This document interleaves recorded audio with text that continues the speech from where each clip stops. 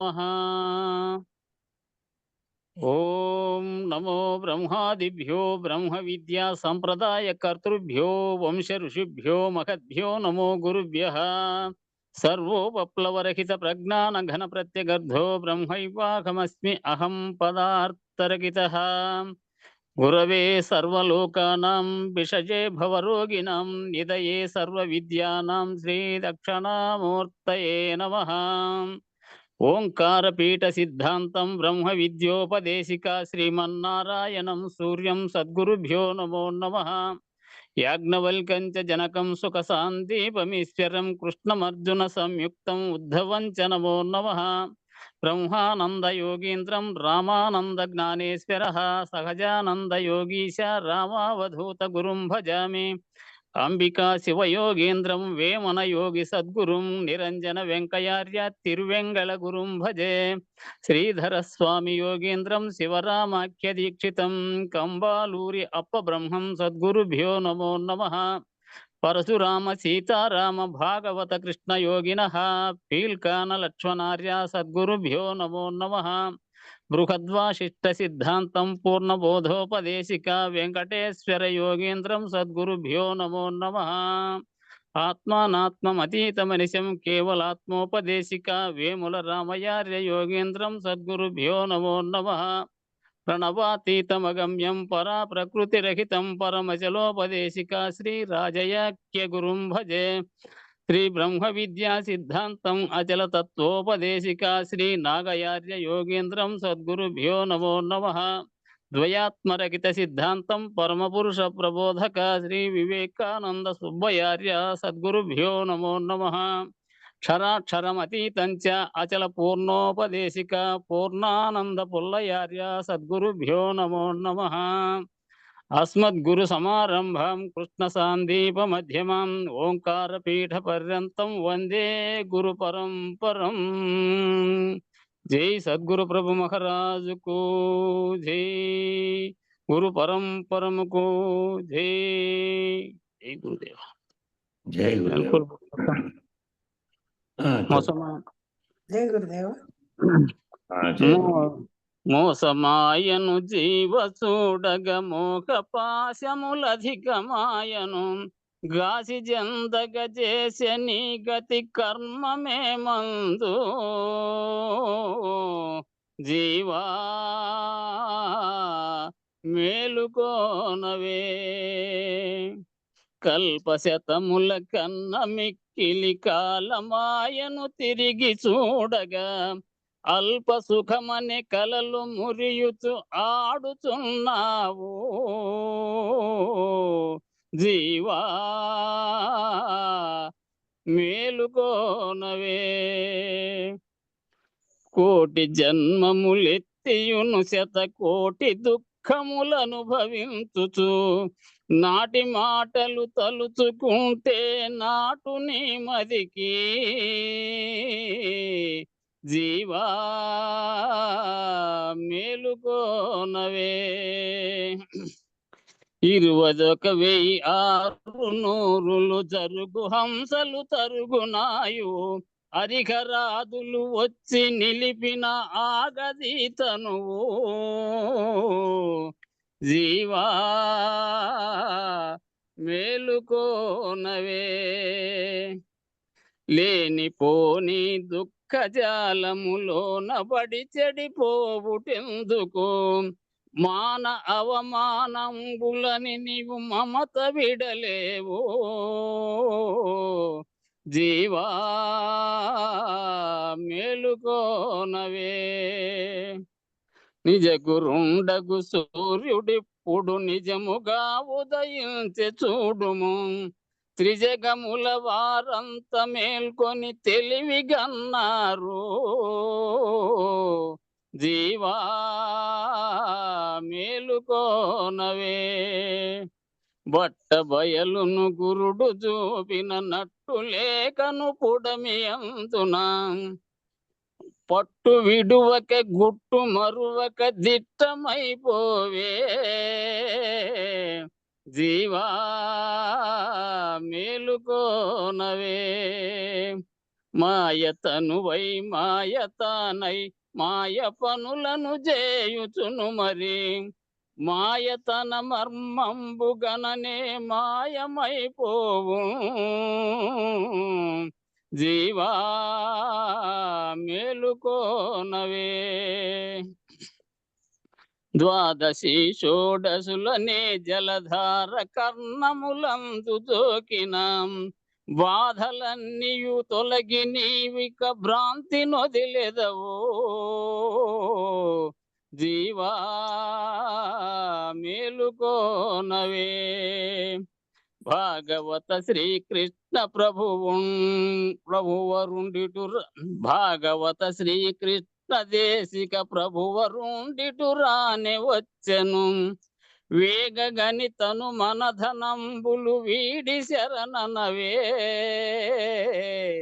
జీవా మేలుకోనవే పీలుకాన శంకరుండని పిలిచి ప్రభువరుండేలినాటట మూలమూలే నట్టి ఎరుకను ముంచి వేసిరట జీవా మేలుకోనవే మోసమాయను జీవ చూడగ మోగ పాశములధికమాయను గాచి జందగ చేసే నీ గతి కర్మమే మందు జీవా మేలుకోనవే జై సద్గురు ప్రభు మహారాజుకు జై గురు పరంపరముకు జై జై గురు జై బావా గురుదేవ్. బావా దివాకర్ బావా ఓ ఏమయ్యా కోకు దీర్ఘం లేకుండా నాకు దీర్ఘం పెట్టి చెప్పు బావా ఎట్లుంటుందో ఏమోలే. అక్కడ అంతా అందంగా ఉంటుంది బావా. నాకు పెడితే కోకు పెడితే అంత ఉండదు.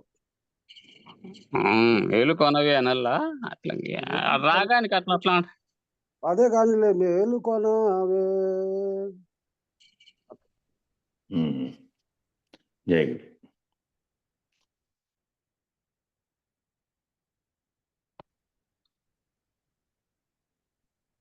కాబట్టి దాన్ని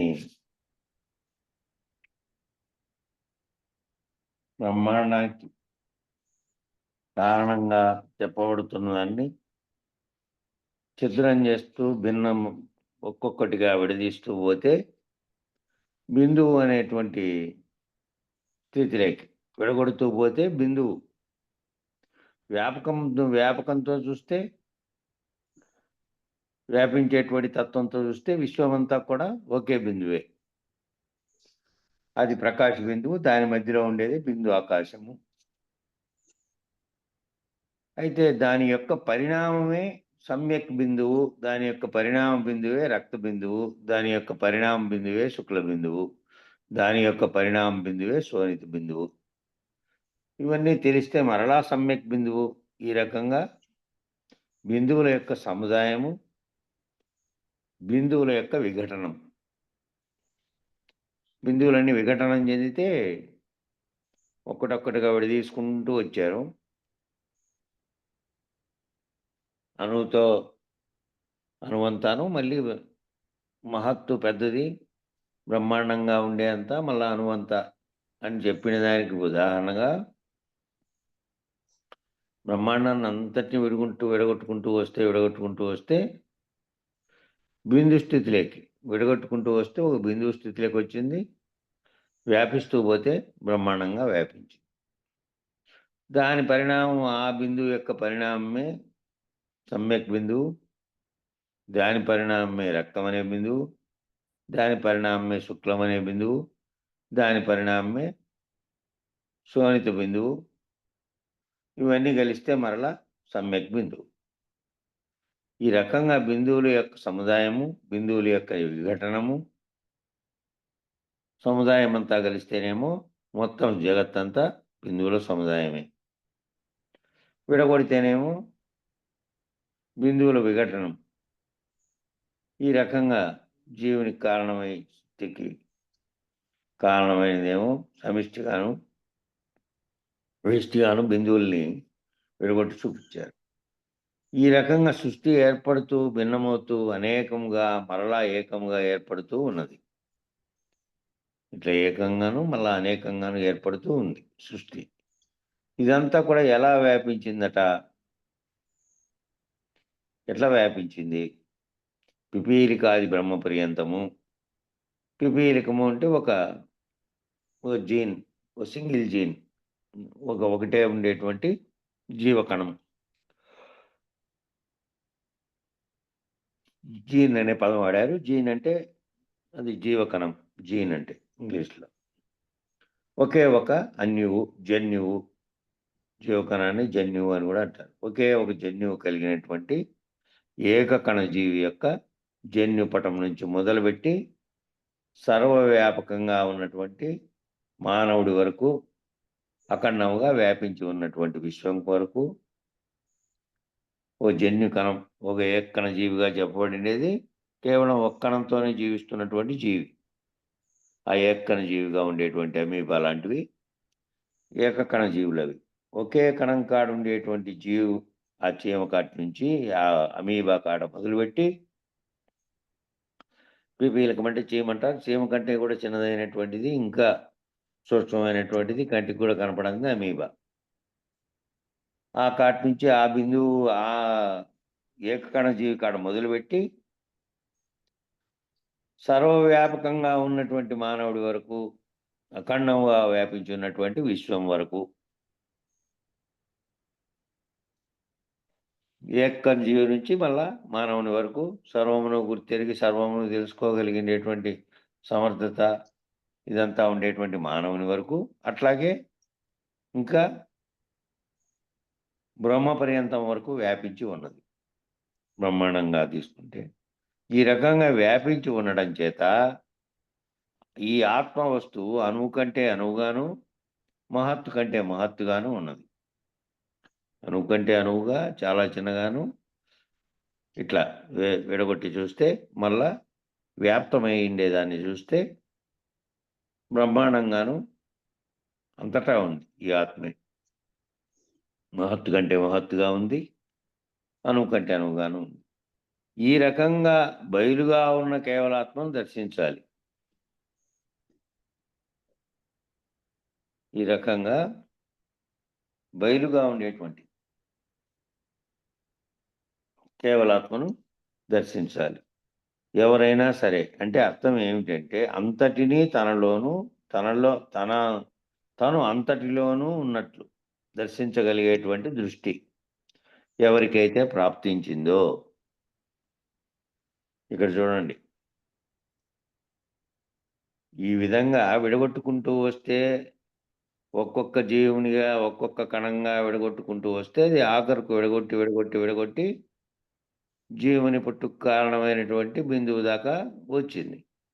అట్లాగే వ్యాప్తం చెందుతూ పోతే జీవులు పుట్టడానికి కారణమైనటువంటి బ్రహ్మాండం అంతా, పంచభూతాత్మకమైన బ్రహ్మాండం అంతా వచ్చింది. అట్లా వ్యాప్తి చేస్తే అట్లా, ఇట్లా విడగొడతా పోతే ఇది వచ్చింది. ఈ రకంగా అంతటా అంటే పిపీలికాది బ్రహ్మ పర్యంతము బ్రహ్మాండం అంతటా ఉన్నటువంటిదంతా ఒకటే వ్యాపించి ఉన్నది. కాబట్టి ఆ ఉన్నటువంటి వ్యాపించి ఉన్నటువంటి ఆత్మ, ఈ ఆత్మ వస్తువు అనేది అణువు కంటే అణువుగాను ఉంది, అంతటా వ్యాపించి ఉంది, మహత్తు కంటే మహత్తుగా కూడా. ఇట్లా ఈ రకంగా బయలుగా ఉన్నటువంటి కేవలాత్మను దర్శించాలి అంటే, కేవలాత్మగా చెప్పబడినటువంటి ఆ ఆత్మను దర్శించాలి అని అంటే ఎవరైనా సరే ముందు దాని అర్థం ఏమిటి ముందు అంటే అంతటినీ తనలోను, తనను అంతటిలోనూ దర్శించుకోగలిగేటువంటి దృష్టి. ఇప్పుడు బ్రహ్మాండం కంటే వేరుగా లేవు, మొత్తం బ్రహ్మాండాన్ని విడగొట్టుకుంటూ వచ్చిన తర్వాత ఒక బిందువు కాటికి తేల్చారు. ఆ బిందువులోనే నువ్వు ఉత్పత్తి అవుతున్నటువంటి విధానం కాటికి తీసుకొచ్చారు. రక్త బిందువు కాటి నుండి శుక్ల శోణితాల బిందువు దాకా. మళ్ళా బ్రహ్మాండాన్ని చూసుకుంటూ పోతే ఈ బ్రహ్మాండము దీనికి కారణమైనటువంటి ముందు ప్రాణి పుట్టినది, అంతకుముందు పంచభూతాత్మకమైనటువంటివి తన్మాత్రలుగా ఉండేటువంటి కార్యరూపం ధరించి గుణాలతో కూడుకొని ఉండి ఇదంతా బ్రహ్మాండం ఏర్పడిన దాన్ని అంతటిని విస్తరించుకుంటూ వెళ్ళారు. ఆవిరి చెంది నిన్న చెప్పారు కదా, ఓ చోట ఉంటే అది ఒక విస్తరిస్తే ఇది మళ్ళీ ఆవిరి చెందితే కనపడకుండానే అంతటా వ్యాపించి ఉంది, లేకుండా కాదు. అట్లా జీవుడిలో నేను అనే దాంట్లోనే నాలోనే అంత సర్వము ఉన్నది, నేను అంతట్లోనూ ఉన్నాను.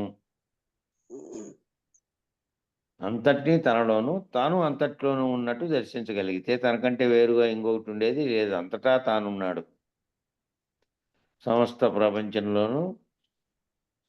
ప్రపంచంలో ఉండేటువంటి నామరూపాత్మకంగా వేరువేరుగా కనపడుతున్నట్టుకి భౌతికంగా చూసేకి, భౌతికంగా కూడా కాకుండా ఆత్మపరంగా చూస్తే సర్వము వ్యాపించి ఉన్నది ఒకటే, నాలో ఉన్నది ఒకటే. కాబట్టి నేను నాలోనే అంతా ఉంది, నేను అంతటా ఉన్నాను అనేటువంటి అట్లా దర్శించగలిగేటువంటి దృష్టి ఎవరికైతే ప్రాప్తించిందో, ఎవరికైతే ఆ దృష్టి ప్రాప్తిస్తుందో, ఆ భావం ప్రాప్తిస్తుందో వారికి ఆత్మసాక్షాత్కార జ్ఞానం కలిగినట్టు. ఆత్మసాక్షాత్కార జ్ఞానం కలిగింది అంటే వాళ్ళు ఎట్లుంటారు అంటే, తాను సర్వజగత్తులోనూ ఉన్నటువంటి అనుమనుమున ఉన్నటువంటి అంతటా వ్యాపించి ఉన్నటువంటి పిపీలికం కాటి నుంచి బ్రహ్మ దాకా వ్యాపించి ఉన్నటువంటి బ్రహ్మాండం అంతట్లోనూ నేనున్నాను, నాలో కూడా అదే బ్రహ్మాండం ఉంది. విడదీసుకుంటూ పోతే నా దాకా వచ్చింది, వ్యాప్తం చెందుతూ పోతే బ్రహ్మాండం దాకా పోయింది. మమాత్మ కాబట్టి నాకు వేరుగా మమాత్మ సర్వభూతాత్మ.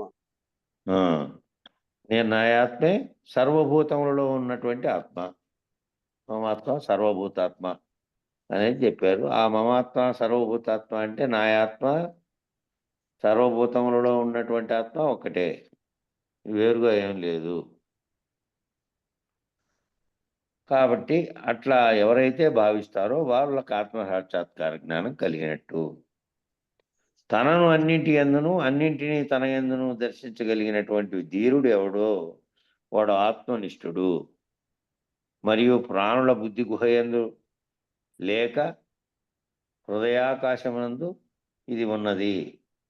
ఇది చాలా ముఖ్యమైనటువంటి పరిశోధన. మానవులందరికీ కూడా బుద్ధి గుహ ఎక్కడున్నదో అదే హృదయస్థానము. అట్టి హృదయం నందు మరలా ఆకాశ స్థానం ఉన్నది. కాబట్టి తనను అన్నిటి యందును అన్నిటి తన యందును దర్శించగలిగే ధీరుడు ఎవరో వాడు ఆత్మనిష్ఠుడు అని చెప్పారు.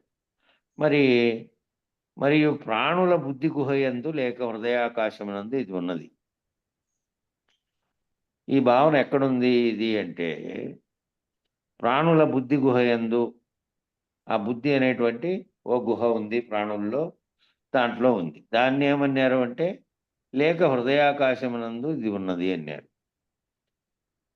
హృదయంగా చెప్పబడినదైతే ఏదైతే భావిస్తోందో అది మామూలుగా సైన్స్లో చెప్పినట్టు హృదయం అంటే ఇట్లా, నేను అంటే ఇట్లా పెట్టుకుంటాము, ఈ హృదయం అంటే గుండెకల్లా పెట్టుకొని ఇది నేను అనేటువంటి అనుకుంటారు. హృదయము అంటే హృదయము మామూలుగా శరీరానికి జీవం కల్పించేటువంటి, శరీరం ప్రాణాలతో ఉండేటువంటి చర్యకు ఉపక్రమిస్తాండే జీవమేమో అక్కడ, హృదయమేమో అక్కడ ఉంది. కానీ ఈ బుద్ధి గుహ అనేటువంటి హృదయాకాశం ఎక్కడ ఉందో అదే, ఇది చాలా ముఖ్యమైనటువంటి పరిశోధన. ఈ పరిశోధన కూడా ముఖ్యమైనది. ఎందుకంటే మానవులందరికీ బుద్ధి గుహ ఎక్కడ ఉన్నదో అదే హృదయాకాశము. బుద్ధి గుహ ఎక్కడైతే ఉందో అదే హృదయాకాశము, హృదయస్థానము. హృదయం యొక్క స్థానము అన్నారు. హృదయము స్థానం అంటే, హృదయం అంటే మామూలు భౌతికంగా తీసుకుంటేనేమో ఇక్కడ గుండె అనేది ఇక్కడే ఉంటుంది. కానీ ఈ బుద్ధి గుహ యందు సర్వమును గుర్తెరుగుతున్నటువంటి, సర్వమును గుర్తెరగడానికి అవసరమైనటువంటి చైతన్యం కలిగిండేటువంటి హృదయస్థానం ఎక్కడిది అంటే అది ఇక్కడ ఉన్నటువంటి రెండు ఎడాపెంగల నడుము మధ్య సుషుమ్నాడి లోపల ఉన్నటువంటి గుర్తెరుగుతున్నటువంటి స్థానమే అదే హృదయస్థానం, అదే బుద్ధి గుహ. ఆ అట్టి హృదయమునందు మరలా ఆకాశ స్థానం ఉన్నది. అట్టి హృదయంలోనే, అట్టి హృదయ స్థానంలోనే ఆకాశం అనే స్థానం ఉన్నది. ఆ ఆకాశ స్థానము ఉన్నది. అనాహత శబ్దం నీ యందు ఓంకార శబ్దము ప్రణవనాదము నీ హృదయ స్థానము నుంచి ఉత్పన్నమై శరీరం అంతా వ్యాపించి 72,000 నాడులను శక్తివంతం చేస్తున్నది. అట్టి హృదయంలో ఉన్నటువంటి ఆకాశ స్థానం ఉంది. ఆ ఆకాశ స్థానంలో అంటే అనాహత చక్రం అనేది చక్రం ఉంది కదా, ఆ అనాహత చక్రము అనాహత శబ్దం.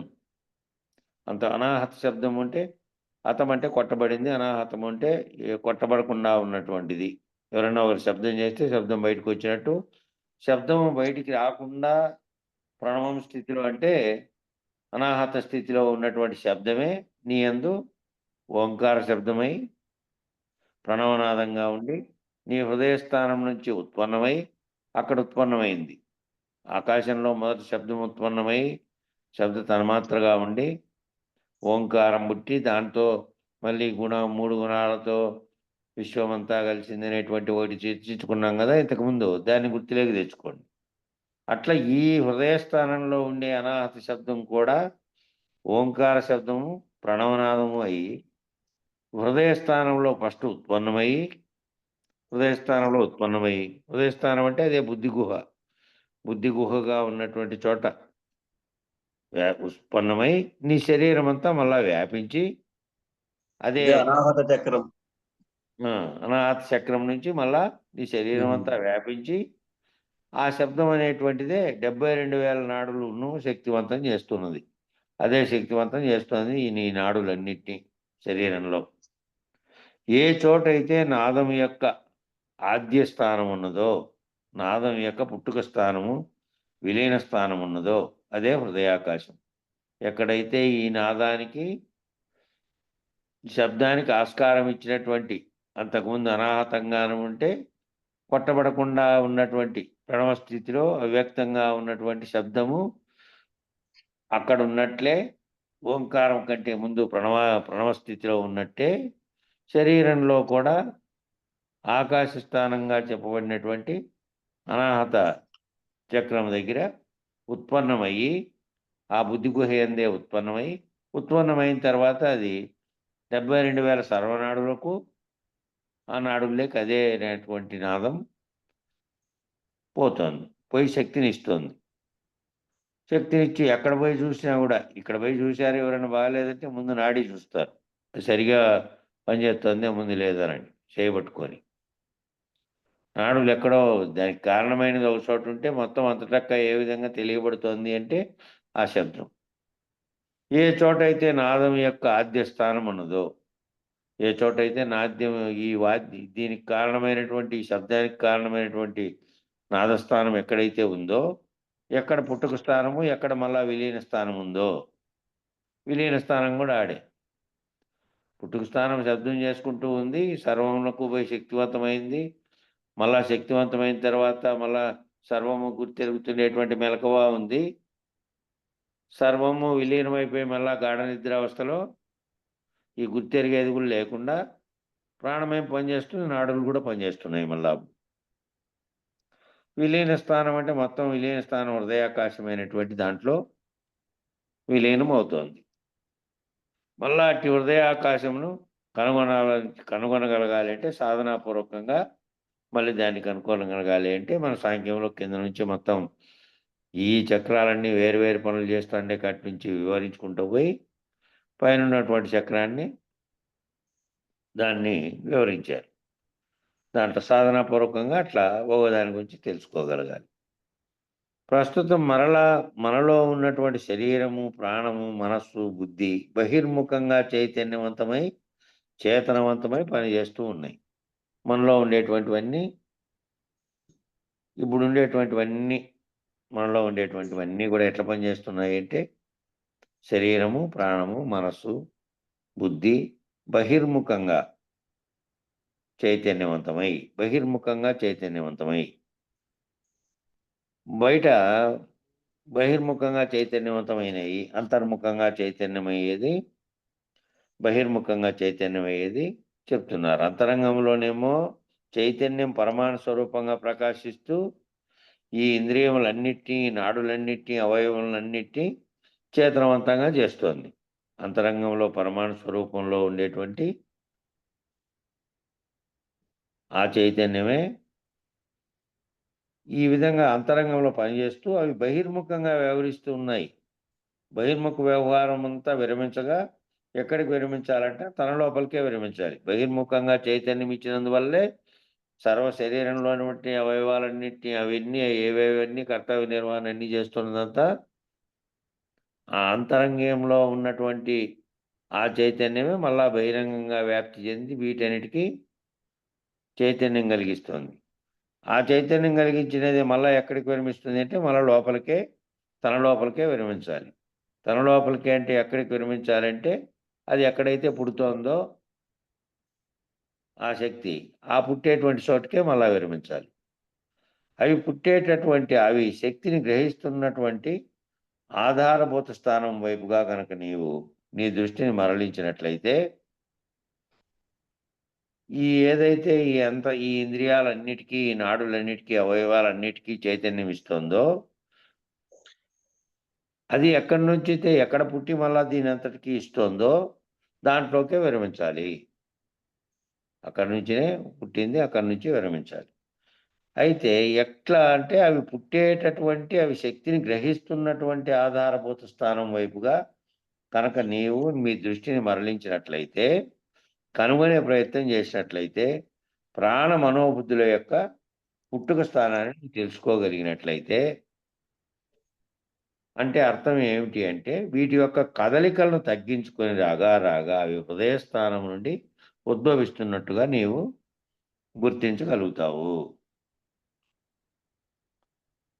చూడండి, పుడుతున్నటువంటి వాటికి ఆ పుడుతున్న చోటు నుంచి శక్తిని గ్రహిస్తున్నటువంటి ఆధార స్థానం వైపుగా కనుక నీవు వెళ్తే, నీ దృష్టిని మరలించినట్లయితే, కనుగొనే ప్రయత్నం చేసినట్టయితే ఈ ప్రాణ మనోబుద్ధులు యొక్క పుట్టుక స్థానాన్ని, ఈ ప్రాణము, మనస్సు, బుద్ధి అనేటివి ఎక్కడ పుడుతున్నాయి అనే స్థానాన్ని నువ్వు తెలుసుకోగలిగినట్టయితే, అంటే అర్థం ఏమిటంటే ఇటు కదలికలను తగ్గించుకొని రాగా కదలికలను తగ్గించుకొని అంటే బాహ్యంగా జరుగుతున్నటువంటి కదలికలతో మమేకమవుతున్నాయి. కదిలిన తర్వాత కదలకుండా ఉండేటువంటి స్థితిలోకి పోవాలంటే బాహ్య కదలికలు కాకుండా అంతర్ముఖంలోకి చూసుకుంటూ, అంతర్ముఖంలో కూడా కదలికలకు కారణమైనటువంటిది ఎక్కడ పుడుతోంది, అంతర్ముఖంలో లోపల కూడా కదలికలకు కారణమైనటువంటిది నాదంగా పుట్టి సర్వత్రా ఉన్నటువంటి దానికి చైతన్యం ఇస్తున్నటువంటిది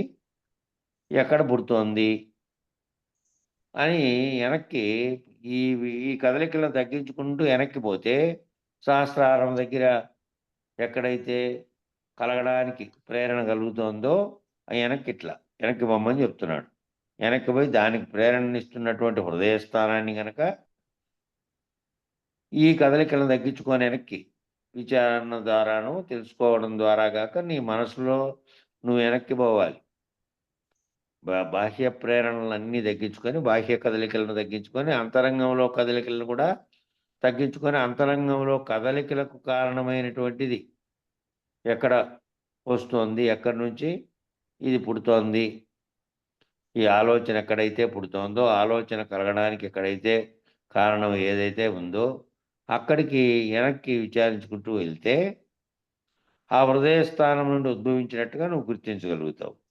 అటువంటి గుర్తింపే సంకల్ప వికల్పాలకు ఏదైతే కారణమవుతుందో అదే అక్కడే పుడుతోంది. సంకల్పం అనేది అక్కడ పుడితే మనస్సు సంకల్పం పుట్టడానికి మనసు బుద్ధి ప్రాణం ఈ మూడు కలుగుతున్నటువంటి చోట నుంచే పుడుతున్నాయి.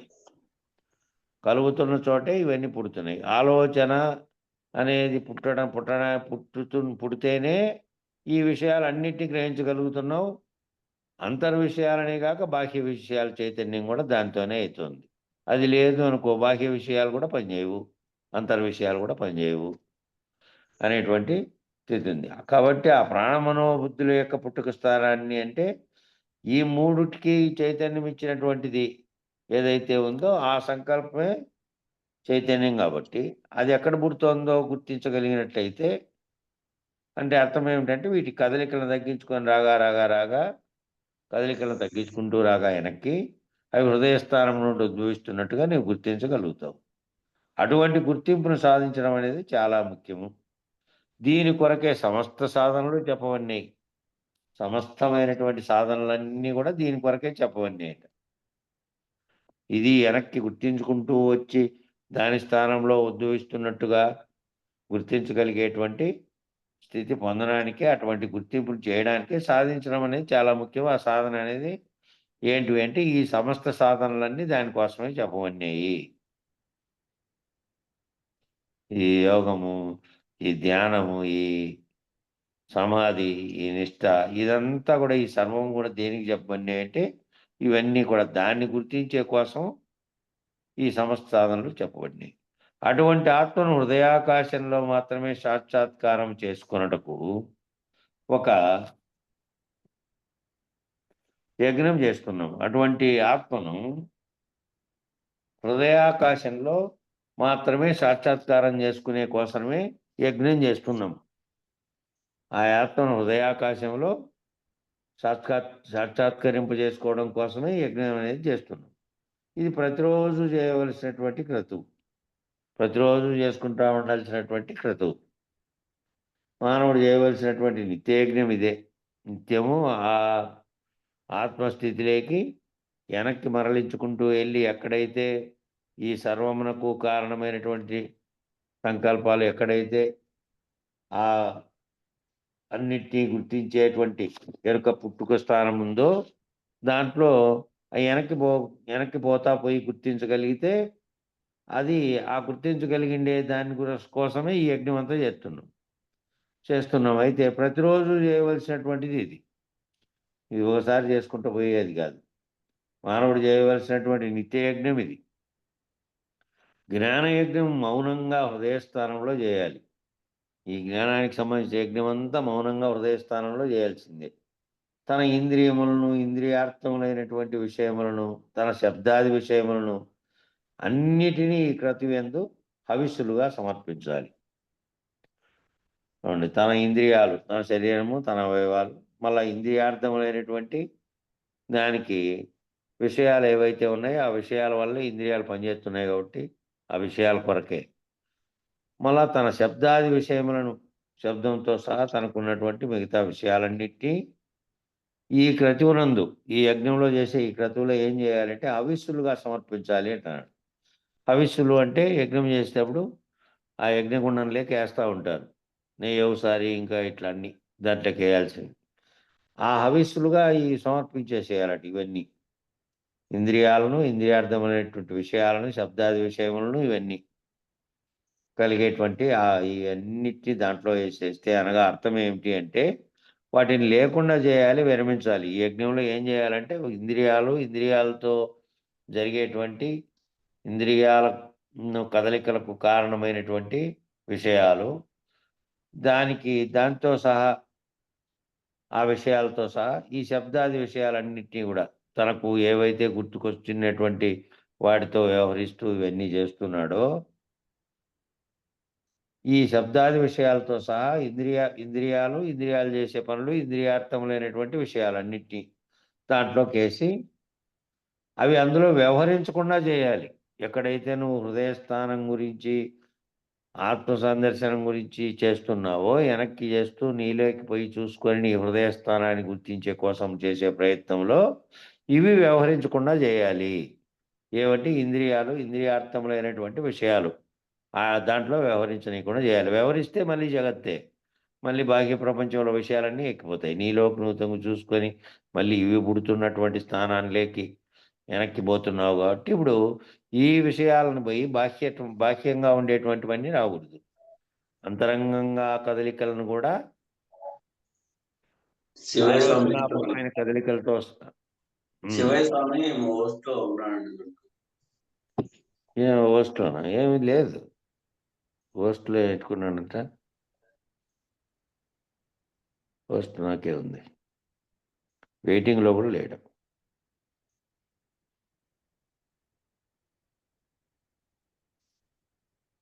నీకు పెడతా హోస్ట్. ఓస్ట్ పెట్టిన చూడు నీకు వస్తే అలవాటు. కాబట్టి బాహ్యంగా చేసేటువంటి ఇంద్రియాలు ఇంద్రియములతో చేసే పనులే కాక దాని అర్థం లేనటువంటి ఇంద్రియాలు చేయడానికి ఆ పనులు చేయడానికి కారణమైనటువంటివి ఏంటివి అంటే దానికి ప్రేరణ కలిగించేటువంటి విషయాలు. ప్రేరణ కలిగించేటువంటి విషయాలు బాహ్యంగానే కాక అంతరంగంలో కూడా విరమించుకోవాలి. అంతరంగంలో కూడా ఏమిటి విరమించుకోవాలంటే ఆ విషయాలు ఆలోచనల్లోకి రాకుండా విరమించుకుంటూ వెనక్కి తీసుకునేటువంటి యజ్ఞం ఇది. వెనక్కి తీసుకుంటూ ఆలోచన చేసుకుంటూ పోతున్నాం. చేసుకొని చివరికి ఏమైతుందంటే చివరికి ఎవరికైతే ఆ యజ్ఞాన్ని ఎవరికైతే హృదయ స్థానంలో చేసి ఈ యజ్ఞం అనేటువంటి ఇదంతా ఏ స్థానంలో యజ్ఞస్థానం హృదయ స్థానంలో చేసి ఈ సర్వము యొక్క అంతరంగంలో చేస్తున్నటువంటివి అంతరంగంలో బాహ్యంగా ఇడిచిపెట్టండి. ఇంక అంతరంగంలో ఆలోచన చేస్తూ పోతున్నావు అనుకో, నీలోకి నువ్వు ఆలోచన చేసుకుంటూ నీలో పుట్టుక స్థానం ఇవి ప్రాణము మనస్సు బుద్ధి అనేటి పుట్టుక స్థానం ఎక్కడైతే కలుగుతోంది అని ఆలోచించుకుంటూ వెళ్తే నీ ఆలోచనలకు కారణమైనటువంటిది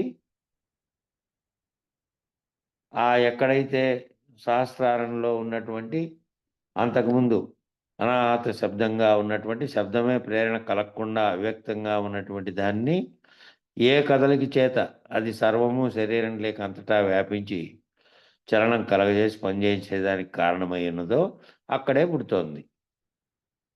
అదే హృదయస్థానం అక్కడే పుడుతున్నాయి. ఈ కదలికలన్నిటికీ కారణమైంది అక్కడే ఉంది. అట్లా వెనక్కి పోవాలి. వెనక్కి నీలేకి నువ్వు చూసుకుంటూ పోవాలంటే బాహ్యంగానే కాక అంతరంగంగా పుట్టేటువంటి ఈ విషయాలు కానీ వాటిలో కలిగేటువంటి కేవలం శబ్దంతో కలిగేటువంటి అంటే చలనం మిగతా అవయవాలు లేకపోయినప్పటికీ శబ్దాదికి విషయాలు వచ్చినా కూడా అది కదలిక జరుగుతుంది. కాబట్టి అన్నీ కూడా విరమించుకున్నటువంటి స్థితిలో యజ్ఞస్థానంలో ఎవరైతే చేస్తారో ఇవి విలీనమైనటువంటి హృదయాకాశ స్థితిని గ్రహించగలుగుతారో ఇవన్నీ ఎక్కడ విలీనమైనాయో హృదయాకాశంలో ఎక్కడ విలీనమైపోయినాయో మళ్ళీ ఎక్కడ మెలకు వస్తానే ఎక్కడి నుంచి వస్తున్నాయో ఆ స్థానం విలీనమైతే ఏమైంది? పని చేయకుండా తాత్కాలికంగా గుర్తెరగకుండా సంకల్పం పుట్టకుండా ఉంది. మళ్ళీ మెలకు వస్తానే ఏ కారణం ఎక్కడి నుంచి కదలికలు ప్రారంభమై సర్వమును మళ్ళా క్షణం లోపలనే అన్నిటినీ గుర్తెరిగేటువంటి స్థితి వస్తుందో అది లోపల ఎక్కడైతే ఉందో దాన్ని విచారణ వెనక్కి చేసుకుంటూ పోమ్మని చెప్తున్నాడు. ఆ వెనక్కి చేసుకునే విచారణ కూడా ఎట్లుండాలంటే బాహ్యంగా కదలికలను పూర్తిగా కట్టిపెట్టి నీలేకి నువ్వు తొంగి చూసుకుంటూ పోయినప్పుడు కూడా అంతరంగంలో ఈ ఆలోచనల సముదాయం అనేది అంతా అన్ని వ్యవహారాలకు ఆలోచనల సముదాయమే కారణం కాబట్టి వాటిని విరమింపజేసుకుంటూ పోయి ఏదైతే మూల కారణంగా ఉండి ఎక్కడైతే కదలికలు పుట్టుక స్థానంగా ఉండి కదిలించిందో సర్వమును గుర్తెరిగే విధంగా కలిగించిందో ఎక్కడైతే అక్కడనే పుడుతున్నాయి. కాబట్టి అక్కడ విరమించినప్పుడు పని చేయకుండా ఏ విధంగా నువ్వు ఎరుకురైతే స్థితిలో ఉంటున్నావో మళ్ళీ అక్కడ కదలికలు వెళ్తే మళ్ళీ ఎట్లయితే సర్వమును గుర్తెరుగుతున్నావో ఈ స్థానంను గ్రహించగలిగితే వెనక్కి పోయి ఆ గ్రహించగలిగే వారికి ఆత్మ అనుభూతం అవుతుంది. అట్లా గ్రహించగలిగే వాళ్లకు ఆత్మ అనుభూతం అవుతుంది. బాహ్యముగా నామరూపాత్మకమైనటువంటి బాహ్యంగా చూస్తేనేమో నామరూపాత్మకమైనటువంటి ఏ వ్యవహారం నేనైతే ఉన్నదో బాహ్యంగా ఏం చెప్తున్నారు? నామరూపాత్మకంగా ఉన్నటువంటి శరీరం ఉంది. నా పేరు ఇది, నీ పేరు అది, ఇంకోరి పేరు అది, వాళ్ళ ఆకారం ఉంది. వాళ్ళ ఆకారానికి ఒక శరీరానికి ఉండేటువంటి ఆకారానికి ఈ పేరని పిలుచుకుంటూ ఉన్నాం. అట్లా ఏ వ్యవహారం నేనైతే ఉందో ఏ వ్యవహారం నేను నామరూపాత్మకంగా బయటికి పోయి ప్రపంచంలో పనులు చేసుకుంటూ తన పనులు చేసుకుంటూ మళ్ళీ తానుగా పనులు చేసుకుంటూ తనకు ఏ విధంగా చూపిస్తున్నావో ఈ వ్యవహారం చేస్తున్నటువంటి నేను ఏ వ్యవహారం నేనైతే ఉందో ఆ నేను హృదయాకాశ స్థానమునందు లేదు. బాహ్యంగా నామరూపాత్మకంగా చేసేది ఉందే, నామరూపాత్మకంగా నేను ఈ ఫలానా వ్యక్తిని నేను పోయి పనులన్నీ చేస్తున్నా కదా బయటికి పోయి. చేస్తున్నటువంటి నామరూపాత్మకంగా ఉన్నటువంటి నేనేదైతే ఉందో ఆ నేను హృదయాకాశ స్థానం నందు లేదు. హృదయాకాశ స్థానం, పుట్టుక స్థానంలో ఆ నేననేది లేదు. ఆ పుడుతున్నటువంటి దానితో గుర్తించి దీన్నంతటిని గుర్తించి మళ్ళా దీనిగా నేను నువ్వు భావించి వ్యాప్తం చెందావు. శరీరంగా నువ్వు భావన చెందడానికి కారణమైంది అక్కడ పుడుతోంది. పుట్టొచ్చిన తర్వాత ఏం చేస్తున్నావంటే దీన్నంతటిని గుర్తిస్తున్నావు. కనపడుతున్నటువంటి సర్వమును గుర్తిస్తున్నావు. గుర్తించి ఏం చేస్తున్నావంటే దీన్ని యథార్థమైంది నామరూపాత్మకమైనటువంటి వ్యవహారంగా ఉన్నటువంటి వ్యవహారం చేస్తున్నటువంటి నేను. వ్యవహారం చేస్తున్నటువంటి నేను ఆ హృదయాకాశ స్థానం నందు లేదు. అక్కడ వ్యవహారం చేయనటువంటి నేనుంది. ఆ నేను అసలైన నేనుగా ఉన్నటువంటి ఈ దీనంతటికీ కారణమైనటువంటి సంకల్పం పుడుతున్నటువంటి నేను. ఆ లోపల ఉన్నటువంటి నేను. అది తాదాత్మ్యం దేనితో చెందితే ఆ నేనుగా అయిపోతున్నావు. బయటికి తాదాత్మ్యం చెందినప్పుడు ఈ నేను అనుకుంటున్నావు. ఈ నామరూపాత్మకమైనటువంటి నేను అనుకుంటున్నావు. యథార్థ ఆత్మ చైతన్య నేను ఒక్కటే ఉన్నది. యథార్థ ఆత్మ చైతన్యంగా ఉన్నటువంటి నేననేది ఒకటే ఉంది. అసత్య నేను లేదక్కడ. అసత్య నేను అది శరీరంతో కలిసి శరీరానికి పేరు పెట్టింటే నేనిది అని అనుకుంటాండేదేమో అసత్య నేను. నీకు సంకల్పాన్ని కలిగిస్తూ సర్వమును గుర్తెరిగించేటువంటి ఎరుక ఏదైతే చేస్తోందో నేనని ఆత్మస్థితిలో ఉన్నదో అది యథార్థ నేను. ఆ యథార్థ ఆత్మ చైతన్య నేను ఒక్కటే ఉందది. అసత్య నేననేది అక్కడ లేదు. ఇక్కడ ఎప్పుడైతే తాదాత్మ్యం చెందితేనే అప్పుడు అసత్య నేను. ఇదంతా శరీరంతో తాదాత్మ్యం చెందినంతా అసత్య నేను. యథార్థ నేను మళ్ళీ ఆటికి పోతుంది. అసత్య నేను లేదక్కడ. ఇట్టి యజ్ఞాన్ని ఎవరైతే ఏకాగ్రతతో, మౌనంతో, ధ్యానంలో చేయగలుగుతారో, ఎవరైతే అంతర్ముఖ ప్రయాణంగా చేయగలుగుతారో. కాబట్టి ఈ యజ్ఞం ఏంది? ఈ ఆత్మదర్శన సందర్శన యజ్ఞం అంటే ఎవరైతే ఏకాగ్రతతోనూ, మౌనంతోనూ, ధ్యానంగాను ఉండి అంతరంగం లేక అంతర్ముఖ ప్రయాణంగా చేయగలిగి బహిర్ముఖ ప్రయాణం కాకుండా ఆ అంతర్ముఖ ప్రయాణంలో కూడా అంతవరకు నిక్షిప్తంగా ఉన్నటువంటి విషయాలకు సంబంధించినటువంటి ప్రేరణలు కలగజేసేటివి లేకుండా బాహ్య ఇంద్రియాలతో కూడినటువంటి విషయాలు కానీ అనుభవాలు కానీ వాటికి సంబంధించినవి ఏవి లేకుండా అంతర్ముఖంగా ఎవరైతే ఏకాగ్రతతో మౌనంతో అంతర్ముఖ ప్రయాణంతో చేయగలుగుతారో ప్రాణ మనోబుద్ధులకు ఆస్కారమైనటువంటి చలనం కలగజేస్తున్నటువంటి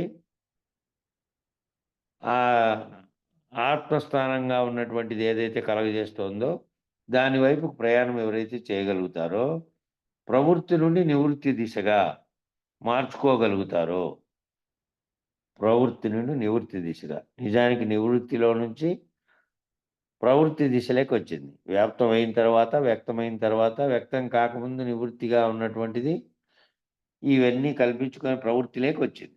ప్రవృత్తి అంటే ఏంటంటే నేను ఫలానది అని చెప్పి నామరూపాత్మకంగా ఉండే దానితో పోయి వ్యవహరించి అన్ని చర్యలు చేస్తున్నామే, చేష్టలన్నీ చేస్తున్నామే. ఒకవేళ బాహ్యంగా కాకపోయినా మనసులో అయినప్పటికీ చేష్టలన్నీ కొన్ని చేస్తున్నామే. నీ ఆలోచనలో పుట్టేటువంటి పనులు గాని, ఇతరత్ర గాని ఇవన్నీ ప్రవృత్తులు. ప్రవృత్తిగా మారకుండా ఉన్నటువంటి స్థితిలో ప్రవృత్తి స్థితిలోకి రాకుండా నివృత్తి స్థితిలో ఉన్నప్పుడు ఏ చర్య చేయకుండా ఈ ఆలోచన ఏమీ లేకుండా దాని వల్లనే అన్నీ చేయగలుగుతున్నప్పటికీ ఏదీ లేకుండా నివృత్తి స్థానంలో ఎక్కడైతే ఉందో కాబట్టి ఆ ప్రవృత్తి నుండి ఈ బాహ్యంగా వస్తేనేమో నేననేటువంటి ఆ ప్రేరణ కలిగిన తర్వాత నేనిది అని కలిగిన తర్వాత నువ్వు ఏవైతే నీ ఆలోచనల్లో చేస్తున్నావో కార్యాలు అంతరంగా కానీ బహిరంగంగా కానీ ఇవన్నీ నివృత్తి అయిపోయే దిశగా పోతే ఈ చలనాలన్నీ లేనటువంటి స్థితిలోకి వెనక్కి అంతర్ముఖ ప్రయాణం చేస్తే ప్రవృత్తి నుండి నివృత్తి దిశగా మార్చుకోగలుగుతారు. భయం దిశ నుండి అభయం దిశగా మార్చుకోగలుగుతారు. భయాలన్నిటికీ కారణమైంది ఏంటంటే మనసు, దాంట్లో పుట్టేటువంటి ఆలోచనలే భయాలకు కారణం. కాబట్టి ఈ భయాలన్నీ లేనటువంటి అభయం దిశగా మార్చుకోగలుగుతారు అంటే ప్రవృత్తి దిశలో ఉన్నటువంటి ప్రవృత్తి పరంగా వ్యవహరిస్తున్నటువంటి నేను వ్యవహార నేను. అసలు నేను ఏ ప్రవృత్తులు లేనటువంటి స్థితిలో ఉంది. దీనంతటికీ ప్రకాశం ఇవ్వగలిగినటువంటి ఎరుకగాను ఆత్మగాను ఉన్నటువంటి స్థితిలో అది ఉంది. దానికి ఏ రకమైనటువంటి ఈ బాహ్యంగా ఉన్నటువంటి ప్రవృత్తులన్నీ కూడా నామరూపాత్మకమైనటువంటి దేనిగా ఉందో దానికి ఉన్నాయి. దాంట్లో నుంచి విరమించబడి వెనక్కి ఉండేదానికి, అంతర్ముఖంగా చూసుకునేదానికి నివృత్తి లేదు.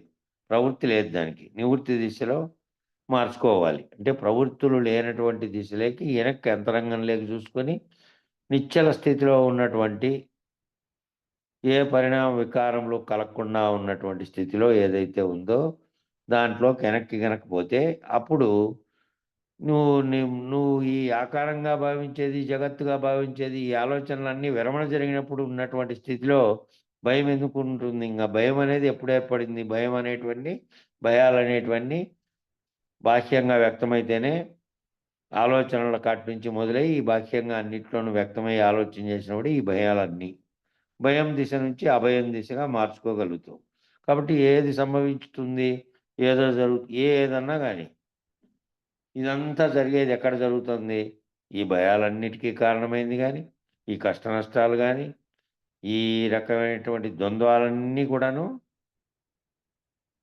ఏదైతే నేనని భావిస్తూ నామరూపాత్మకంగా ఉన్నటువంటి బాహ్యంగా ఉండేటువంటి దాంట్లోకి తాదాత్మ్యం చెందిన వాళ్ళకు ఉంది. దాంట్లో నుంచి అంతర్ముఖంగా అయిపోయిన వానికి సర్వము ఉండేటువంటి సర్వము నాలోనే ఉంది, సర్వంలో నేనున్నాను, ఇట్లా వేరుగా లేను, విడగొట్టుకుంటూ పోతే ఒక బిందువు అయింది, ఆ బిందువే నాకు కారణమైంది నేనున్నానికి. దానివల్ల ఆటి నుంచి మళ్ళీ వ్యాప్తం చెందుతూ పోతే సమస్త విశ్వము ఆ బిందువు నుంచే అయింది అనేది ఎట్లయితే చెప్పారో అట్లా ఆ భావనలో కనుక నువ్వు మార్చుకోగలిగితే, ప్రవృత్తి నుండి దీని నివృత్తి దిశగా మార్చుకోగలిగితే, భయము దిశ నుంచి అభయము దిశగా మార్చుకోగలుగుతారో ఈ భయాలన్నీ ఉండవు. ఇంకా అభయం దిశగా మార్చుకుంటే ఏ భయము ఉండదు, ఏదీ లేదు. ఇంకా బంధం నుంచి మోక్షము దిశగా మార్చుకోగలుగుతారు. బంధం అంతటికీ దేనికి ఉంది బంధము? సకల బంధాలు దీనితో బయటకు వచ్చి ఏదైతే వ్యవహార నేనుగా వ్యవహరిస్తోందో, వ్యవహార నేనుగా భావిస్తోందో, వ్యవహార నేను అసలు నేను వ్యవహార నేనుగా ఏదైతే ఉందో ఆ వ్యవహార నేనే ఈ సర్వమును చేస్తోంది. బంధములన్నీ దానికే ఉన్నాయి. వ్యవహార నేనుకు బంధం ఉంది కాబట్టి వ్యవహార నేననే బంధము నుంచి మోక్షము దిశగా మార్చుకోగలుగుతారో, వ్యవహార నేనులో నుంచి ఏ కదలికకు కారణం కాకుండా ఆత్మప్రకాశంగా ఉన్నటువంటి ఏదైతే ఉందో ఆ అసలు నేనుగా ఉన్నటువంటిది దీనితో సంగమించకుండా ఉండేటువంటి దిశగా మార్చుకుంటే అప్పుడు బంధం అనేటువంటి స్థితిలో నుంచి మోక్షం స్థితిగా మార్చుకుంటే ఈ రకంగా ఒక్కొక్క దాన్ని విరమించుకుంటూ ఒక్కొక్కటి విరమించుకుంటూ ఈ ఆంతరిక యజ్ఞాన్ని ఎవరైతే చేస్తారో ఈ ఒక్కొక్క దాన్ని విరమించుకుంటూ పోయాక ఈ సర్వసాధనలకు సంబంధించినటువంటి వ్యవహారం విచారణ అంతా ఇన్ని రకాలైనటువంటివన్నీ దాని గురించే ఉన్నాయి అని చెప్పారు. యోగం కానీ, ధ్యానం కానీ, సమాధి కానీ అన్నీ ఈ యజ్ఞం అంతా కూడా దేనికంటే అంతర్ముఖంగా చేసుకొని దాన్ని దర్శించేటువంటి దాని స్థితిలో నిన్ను నిలబెట్టడానికి సాధకుడుగా ఉన్నవాడు చేస్తున్నదంతా కూడా దాని గురించే. ఆ భావన చెందే కోసమే ఆ ఆంతరిక యజ్ఞాన్ని ఎవరైతే చేస్తారో ఈ చేస్తున్నటువంటిదంతా కూడా ఎట్లా చేయాలంటే ఒక్కొక్క దాన్ని విరమించుకుంటూ చేయాలి. బాహ్యంగాను అంతరంగంలో కూడా చేసుకుంటూ వెళ్ళి వ్యవహార నేను కాటి నుంచి వ్యవహార నేనంతా ప్రవృత్తి కలిగి ఉంది, బాహ్య ప్రవృత్తి కలిగి ఉంది, బంధాలనంతా కలిగి ఉంది. వ్యవహార నేనులో నుంచి అసలు నేననే స్థానంలోకి విరమించుకుంటూ కనుక పోతే ఈ అంతరింగిక యజ్ఞాన్ని ఎవరైతే చేస్తారో ఈ అంతఃక్రతువును చేయడం వలన ఫలితములు చూస్తే ఈ అంతఃక్రతువు అంటే ఈ క్రతువు అంటే యజ్ఞం. ఇది ఎవరు చేస్తారు? బాహ్యంగా చేసేటువంటి యజ్ఞంలాగా కాకుండా అంతరంగంగా ఎవరైతే చేస్తారో ఆ చేయడం వలన ఫలితములు చూస్తే బాహ్యంగా ఏ ఫలితము రాదు. బాహ్యంగా నాకు ఇది వచ్చిందప్ప, నాకు ఇది వచ్చింది అని చెప్పావనుకో, బాహ్యంగా నాకు ప్రయోజనం బాహ్యంగా వచ్చింది అంటే అది ఓ ఫలితం, నువ్వు చేసినటువంటి కర్మ ఫలితంగా వచ్చేదే తప్ప నువ్వు చేసినటువంటి దానికి ఇది వచ్చింది, నాకు ఆ పని చేస్తే ఆ లాభం వచ్చింది, నాకు ఈ పని చేస్తే ఇది వచ్చింది, నాకు ఇది పోయింది, ఈ రకంగా చూపించగలిగేది కానీ చెప్పగలిగేది కానీ కాదు అది. కాబట్టి అది బాహ్యంగా చూస్తే ఏ ఫలితం వచ్చేది కాదు. బాహ్యంగా కాకుండా బహిర్వ్యవహారం నుండి ఏ ఫలితములు రావు. బహిర్వ్యవహారంలో ఏ ఫలితాలు రావు.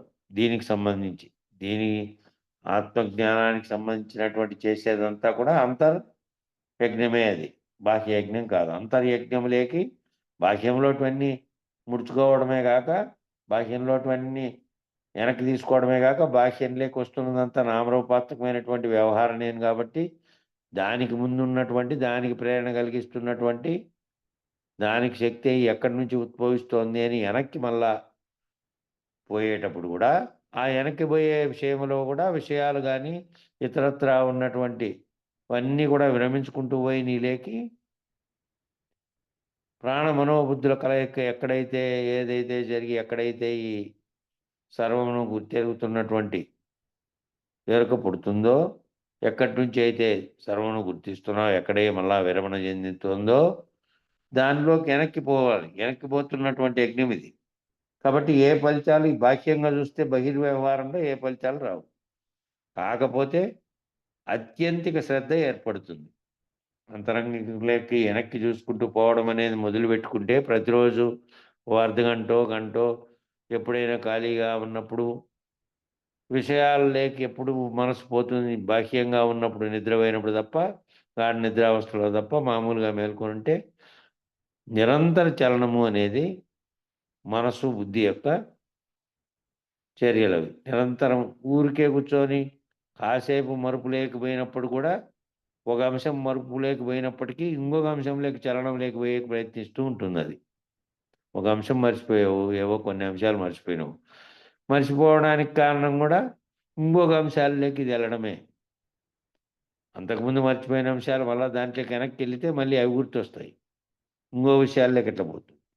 కాబట్టి ఈ శ్రద్ధ ఈ బహిర్వ్యవహారంలో కాకుండా అంతర్వ్యవహారములలో విరమింపు చేసుకుంటూ పోయిన తర్వాత అంతర్వ్యవహారములలోని ఆలోచనలను కూడా విరమింపు చేసుకుంటూ పోతే, ఆ విరమింపు చేసుకుంటూ పోయిన తర్వాత దాని మీద ఏమి ఏర్పడుతుంది? రోజు కొంతసేపు కనుక చేస్తే ఒక శ్రద్ధ ఏర్పడుతుంది. ఈ శ్రద్ధ అనేటువంటిది ఏర్పడుతుంది. ఆ శ్రద్ధ ఏంటి అంటే నీలోకి నువ్వు తొంగి చూసుకుని అంతరంగిక ప్రయాణం చేయగలిగినటువంటిది.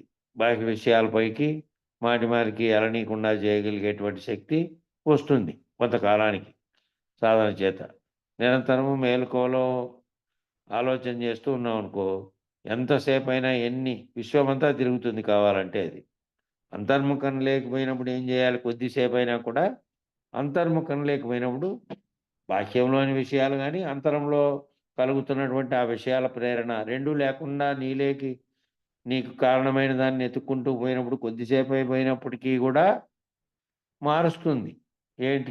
ఏం మారుస్తుంది అంటే నీలో మార్పు వచ్చేది ఏంది అంటే ఈ మాటికి బాహ్య విషయాలు లేకపోయేది తగ్గుతా పోతుంది క్రమక్రమంగా. అది ఆ శ్రద్ధతో వస్తే అది ఏమైపోతుందంటే ఉత్తమమైనటువంటి శ్రద్ధ, ఉత్తమమైనటువంటి నైపుణ్యం అనేటువంటిది, ఉత్తమమైనటువంటి గుణాతీత లక్షణము ఏర్పడతా పోతాయి. ఎప్పుడైతే బాహ్యం లేకే నిరంతరం పోతున్నది దాంట్లోకి మళ్ళించావు కాబట్టి నీ అంతరంగికం లేక మళ్ళించిన తర్వాత ఆ మళ్ళించింది ఏం చేస్తుంది అంటే ఆ శ్రద్ధ నీలోకి తొంగి చూసుకొని నీలో గుణాతీతమైనటువంటి లక్షణాలు ఉత్తమమైనటువంటి సాక్షిత్వము ఇవి కలగాలంటే, ఉత్తమమైనటువంటి సాక్షిత్వం కలిగి దీనిలతో సంగమించకుండా ఉండే స్థితిని పొందగలిగే విధంగా నువ్వు ఆలోచన చేస్తే వెనక్కి ఆలోచన చేస్తే అంతరంగంలో బాహ్యంగా వ్యవహారణీయంలోకి రాదు కాబట్టి సాక్షిత్వ స్థితిలో ఉంది. ఈ చేసేటువంటి సర్వచర్యలను అన్నిటి కదలికలను గమనించేటువంటి సాక్షిత్వ స్థితిలో ఉంది. దీనిలతో సంగమించకుండా సాక్షిత్వ స్థితిలో ఉంటే ఆ గుణాతీత లక్షణం అనేటి గుణాలకు అతీతమైన లక్షణం అనేది అలవాటు పడడానికి వ్యవహరించడానికి పనికొస్తుంది. లేదంటే మాటిమాటికి నిరంతర బాహ్యంలోనూ నిరంతర వ్యవహారణీయంగా ఉంటే నిరంతరము పోతుంది. ఇంకా నిరంతరము ఆలోచనలేకే పోతుంది. నిరంతరము ఇంద్రియాలు, దానికి సంబంధించినటువంటి విషయాలు, దానికి సంబంధించినటువంటి వాసనలు ఉన్నటువంటి విషయాలే నిరంతరము పోతుంది. అట్లా గుణాతీత లక్షణము ఉత్తమమైనటువంటి సాక్షిత్వం లేకపోవాలి అంటే ఉత్తమమైనటువంటి అసంగత్వము, ఉత్తమమైనటువంటి శాంత్యాది నిర్విషయ పద్ధతి, ఉత్తమమైనటువంటి నిష్కామ కర్మ పద్ధతి, ఇవన్నీ కూడా అంతరంగంలోకి చూసుకునేటువంటి అంతరంగంలోకి మరలించగలిగేటువంటి శ్రద్ధ ఏర్పడి విషయాల పట్ల బాహ్యంగాను అంతరంగాను రెండు పక్కల విషయాల పట్ల విషయాలతో వచ్చినటువంటి వాసనల పట్ల కాకుండా సాక్షిత్వంగా ఉన్నటువంటి నీలో ఉన్నటువంటి నిజనేను వైపుకు, వ్యవహార నేను వైపుకు కాకుండా నిజనేను వైపుకు పోతూ ఉండి అక్కడ వెనక్కి విరమణ పద్ధతిలో కనుక పోతే ఆ విరమణ పద్ధతిలో ఏమవుతుందంటే అసంగత్వం ఏర్పడుతుంది. గుణాతీత లక్షణాలు, గుణములతో కూడినటువంటి లక్షణాలు ఇవన్నీ బాహ్యంగా ఉండేవి కాబట్టి ఆ లక్షణాలన్నింటినీ లోపల పోగొట్టుకోగలుగుతుంది. అసంగత్వము చెందుతుంది. సంగత్వం చెందకుండా సంగత్వం చెందితే విషయీకరణ అవుతుంది. సంగత్వం చెందకుండా అసంగత్వం అవుతుంది. ఆ అసంగత్వమైనటువంటి నిర్విషయమే శాంత్యాది శాంతము, ఈ తర్వాత నిర్విషయ పద్ధతి, విషయం లేనటువంటి పద్ధతి, మళ్ళా ఉత్తమమైనటువంటి నిష్కామ కర్మ పద్ధతి, ఉత్తమమైనటువంటి నిష్కామ కర్మ పద్ధతి. ఏది చేస్తూ ఆ వ్యవహరిస్తున్నటువంటి ఆలోచన అంతా దేని మీద చేస్తున్నావు అంటే అంతరంగంలో ఉన్నటువంటి ఆ మనోబుద్ధుల కలయిక చేత ఏర్పడినటువంటి ఎక్కడైతే నీకు ఈ అంతా పుడుతోందో దీనికి కారణమైనటువంటిది, దాని గురించి నిర్విషయంగా నువ్వు ఈ విషయాలు పోగొట్టుకోగలిగితేనే దాని గురించి ఆలోచన చేస్తున్నావు కాబట్టి నిర్విషయ పద్ధతి. ఈ విషయాలు వ్యవహార నేనుకు సంబంధించినటువంటి విషయాలు లేనటువంటి నిర్విషయ పద్ధతి. అట్లే నిష్కామ కర్మ పద్ధతి. నిష్కామ కర్మగా చేస్తున్నావు. ఇప్పుడు కర్మ కామ్యక కర్మ అంటే ఆలోచన కూడా ఒకవేళ ఏ పని చేయకుండా ఊరికే కూర్చున్నావు. ఊరికే కూర్చున్నా కూడా శరీరానికి ఉన్నటువంటి ఇంద్రియాలు ఊరికే కూర్చున్నాయి. ధ్యానంలాగా ఊరికే కూర్చున్నాయి అనుకో, కళ్ళు మూసుకొని. కానీ ఆ ఆలోచనలు ఏవేవో చేయాల్సిన పనుల గురించో, కర్తవ్యాన్ని గురించో దాని మీదకి విస్తరిస్తా పోతానిందనుకో, ఊరికే కూర్చున్నా కూడా మౌనంగా, మళ్ళా అక్కడ కూడా పోతుంది. కాబట్టి దాన్ని కూడా విరమించుకున్నటువంటి స్థితిలో ఉండాలి. అది నిర్విషయ పద్ధతిలో వెనక్కి అంతరంగంలోకి చూసుకున్నప్పుడు వేరేటివి రాకూడదు. నీ అంతరాత్మ పరిశోధనలో నువ్వు వెనక్కి విచారణ చేసుకుంటూ వెనక్కి తొంగి చూస్తూ ఉన్నావు. కాబట్టి అప్పుడు నిర్విషయకమైనటువంటి నిష్కామ కర్మ పద్ధతిలో ఉండాలి. అప్పుడు బాహ్యమే కాకుండా అంతరంగంలో వచ్చేటువంటి ఆలోచనలు కూడా ఈ విషయాలకు సంబంధించినవి ఉండకూడదు. దానికి సంబంధించిందే ఉండాలి. నిష్కామ కర్మ పద్ధతిలోనే ఆ ఆలోచన కూడా ఉండాలి. ఈ ఉత్తమమైనటువంటి శాంత్యాది లక్షణాలన్నీ ఏర్పడతాయి. అట్లా చేసుకుంటూ పోతే ఈ ఉత్తమమైనటువంటి శాంత్యాది లక్షణాలు ఏర్పడతాయి. అవి ఏర్పడమే కాక ఈ ఆంతరిక యజ్ఞం చేయడం ద్వారా దీని రోజు బహిరంగంలో కొద్దిగా నిర్వ్యాపార స్థితి ఏర్పడినట్టుగా ఉంటుంది. బహిరంగంలో అన్నీ చేస్తున్నావే, నిర్వ్యాపార స్థితి అంటే ఏదో నువ్వు చేసే పనులు, వ్యవహారం, సేద్యమో దానికి సంబంధించింది కాదు. బహిరంగంగా మళ్ళా కూడా ఎప్పుడైతే నీ మనసులో ఉన్నటువంటి ఏదైతే ఇది చేస్తోందో, ఏదైతే ఈ సంకల్పాలన్నింటినీ చేస్తోందో, దీనికి కారణమయ్యేది ఏమవుతుంది అంటే నిర్వ్యాపార స్థితి. బహిరంగంగా పోయి నిరంతరము ఈ ఆలోచనలతో కూడినటువంటి బహిరంగ వ్యాపారంలో కూడినటువంటి ఆలోచనలతో కాకుండా ఈ మనోవ్యాపారం తగ్గుతుంది. నిర్వ్యాపార స్థితిగా ఏర్పడినట్టుగా ఉంటుంది. నిర్వ్యాపార స్థితి మనసులో ఏర్పడితే బాహ్య వ్యాపారంలో దానిలన్నిటికీ నిరంతరం పోతుంది కదా, మామూలుగా వ్యవహార నేనుగా ఉన్నప్పుడు పోతున్నటువంటిది తగ్గుతా పోతుంది, ఏర్పడుతుంది, తగ్గుతా అట్లా పోయే కొద్దీ అట్లా అయినప్పటికీ ఉత్తమమే, అట్లా అయినప్పటికీ కూడా ఉత్తమమే. బహిర్వ్యాపారం అంతా కూడా తగ్గి నీ లేక అంతరంగం లేక నువ్వు చూసుకొని నువ్వు పూర్తిగా అట్లా అయ్యే అవకాశం ఏర్పడుతుంది. అంటే పూర్తిగా వైబ్రెంట్గా ఉండదు అన్నమాట. వైబ్రెంట్ అంటే చలనం, తీవ్రమైనటువంటి చలనాన్ని వైబ్రెంట్ అంటారు. చలన స్థితిలోకి వైబ్రెంట్గా ఉండదు అని చెప్తున్నారు. తీవ్ర చలనం అనేది తగ్గుతుంది. విపరీతంగా వ్యవహార స్థితిలో మునిగిపోయిన స్థితిలో ఉండదు. ఆ విపరీతంగా వ్యవహార నేలలో మునిగిపోయినటువంటి స్థితిలోకి పోకుండా ఇంత చలనం కాకుండా ఉంటుందన్నమాట. ఆ చలనాల్లోంచి, విపరీతమైన చలనాల్లోంచి విరమించుకోవడం మొదలవుతుంది. ఈ విపరీతమైనటువంటి స్థితిలో నుంచి వెనక్కి అంతరంగం లేకపోయే స్థితిలోకి పోతుంది. నీలోకి నువ్వు కనుక అంతరంగం లేక దృష్టి పెట్టి వీటన్నిటిని విరమింపజేసుకునేటువంటి స్థితిలో చేసుకుంటూ పోతే అది నిరంతరము, ఓ పూట ఒక గంట అని కాదు, నిరంతరము అది మనసులో కనుక ఉంటే ఆ ఆలోచనల వైపు, ఆ దాని వైపుకే తిప్పుకుంటూ ఇవి తగ్గిస్తాయి అని చెప్తున్నారు. కాబట్టి సమయం సరిపోయింది ఆ పారాగ్రాఫ్కి. కిందది ఇంకా పెద్ద పారాగ్రాఫ్కి, ఇది రేపు మొదలు పెట్టుకుందాం. జై గురు. చెప్పన్నా, మంగళం చెప్పు.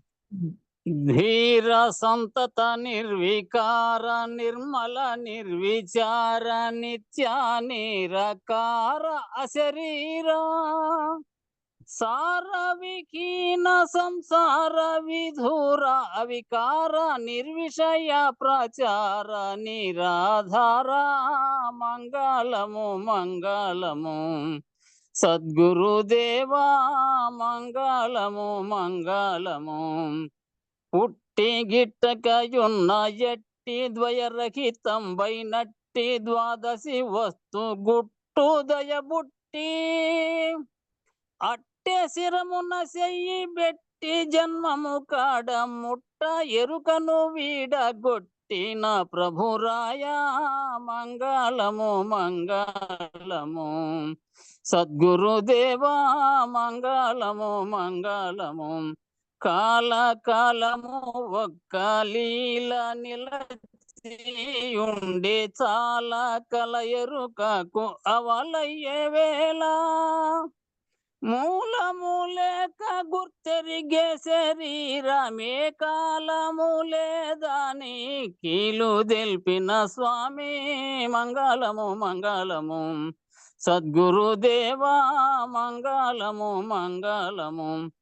ఎన్నడేమియునుగాకున్న బయలం దిరుక ఉన్నదన్న మాట సున్న పరిపూర్ణ ఉన్నది స్వప్నమందెన్నో దోచిన రీతి ఎన్నడి జగము లేదన్న సద్గురు రాయ మంగళము మంగళము సద్గురుదేవా మంగళము మంగళము. సాటి లేని కృపతోటి బయలును చూసి పాటి ఎరుకను గోట మీటి ధరమేటి కోటి లింగయ్యకు ఈ సూటి నెరిగించిన ధీటు లేరే సూరి కోటేశ్వర ప్రభో మంగళము మంగళము సద్గురుదేవా మంగళము మంగళము. మంగళం గురుదేవాయ మహనీయ గుణాత్మనే సర్వలోక శరణ్యాయ సాధురూపాయ మంగళం. జై సద్గురు ప్రభు మహారాజుకు జై, గురు పరంపరముకు జై. జై గురు.